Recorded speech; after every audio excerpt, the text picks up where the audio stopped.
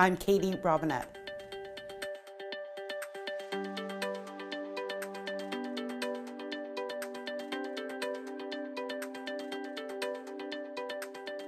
Healthy Minds Canada is a national charity. We're not-for-profit, and we're in the mental health and addiction space.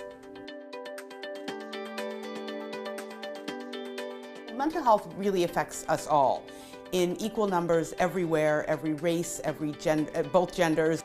Wellness is a big important part too. So there's early detection, early diagnosis, which means you have to be talking about it. We as a culture, a society, have to be talking about it earlier so that young people, when things are happening to them with their minds, that they are aware that something is different and they can go and ask for help.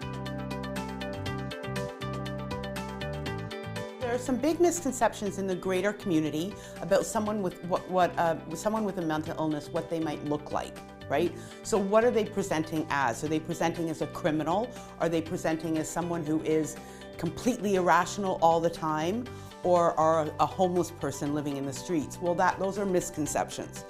Mental illness strikes us all equally, like I said before, every income level. So you can have a top CEO of a company living with a mental illness. He or she may be taking their medication and may be able to function properly, but that person still has, by all definitions, a mental illness.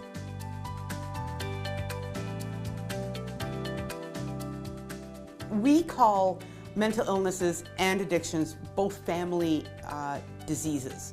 So there's a family component. The family has to understand and accept that person with a mental illness, as well as that person with the mental illness themselves coming to terms with it and treating themselves right. And so there's a whole family unit involved whenever any one member of that family is diagnosed with a mental illness or seeks treatment for an addiction.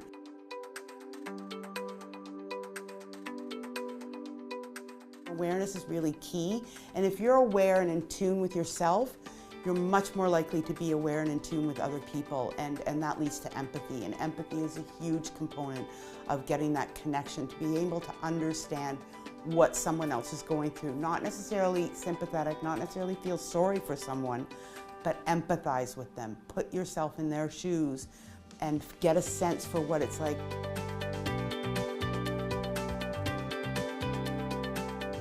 The young leaders, first of all, I think younger people are more innovative. They're less afraid to try something new. I think as people get older, and I'm certainly of the older crowd now, we can often be people to shy away from something and say, well, that was tried before, we can't, it doesn't work. New people are much more creative and are always willing to explore and try new things and seize that moment, and less afraid of failure too.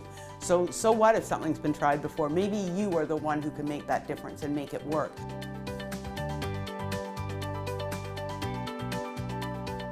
Not just talking about new ideas, but going out there and doing them, launching them.